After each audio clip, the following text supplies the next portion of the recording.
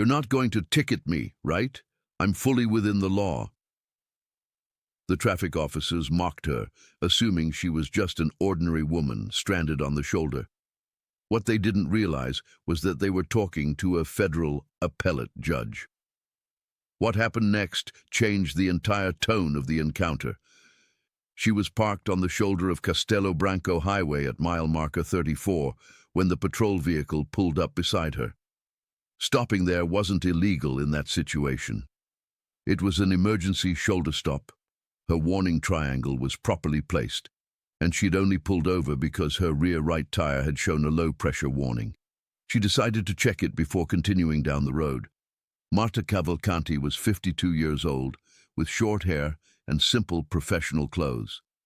She was coming back from a meeting at the Federal Regional Court in São Paulo and heading toward Sorocaba, where she served on the bench. Marta was a federal appellate judge with 14 years in the judiciary. Her car was a white Chevrolet Onix. Not the kind of car people expect a judge to drive in movies, just the one she had owned for 6 years because it worked well and got the job done. The two highway officers stepped out of their vehicle. The younger one, maybe 25, looked at the woman, then at the white compact car, then at the warning triangle, and quietly said to his partner, loud enough for her to hear, "Woman alone, cheap car, pulled over in the wrong place. This is going to be a problem." Then they walked up to her. "What are you doing here?" the older one asked. "Checking the tire. It showed low pressure." "The shoulder isn't a maintenance area," he said. "I'm checking it," she replied calmly. "I'm not performing maintenance. There's a difference." She said it without even taking her eyes off the tire. Then she added, "And under Brazilian traffic regulations, emergency stops on the shoulder are allowed as long as the vehicle is properly signaled. The warning triangle is set about 50 meters back." The younger officer laughed. "Oh, she knows the traffic manual," he said to his partner. "Probably downloaded it online so she could sound smart." Marta stood up. She opened the trunk, pulled out her work bag, took out her official identification, and placed it in front of both men. They stared at it in silence.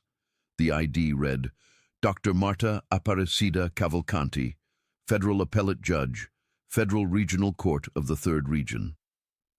"I didn't download the manual from the internet," she said evenly. "I was part of the technical working group that helped revise that edition in 2018. Then she paused. "You can either check the tire with me or continue your patrol. But what I will not accept is the tone." Both officers fell silent. After a long moment, the older one crouched by the tire and checked it. The pressure wasn't dangerously low, but it was low enough that continuing without filling it would have been unwise. He walked back to the patrol vehicle, grabbed the portable compressor they carried for roadside emergencies, and filled the tire. He didn't say a word while doing it. When he finished, Judge Marta thanked him. Genuinely, no sarcasm, no revenge in her voice. "Thank you. That was necessary."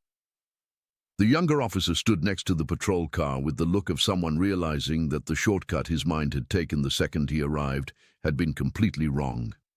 Then he said quietly, "I'm sorry about the comment." "It's all right," she said, "but remember this. The next woman you stop on the shoulder in a white compact car might know the manual too.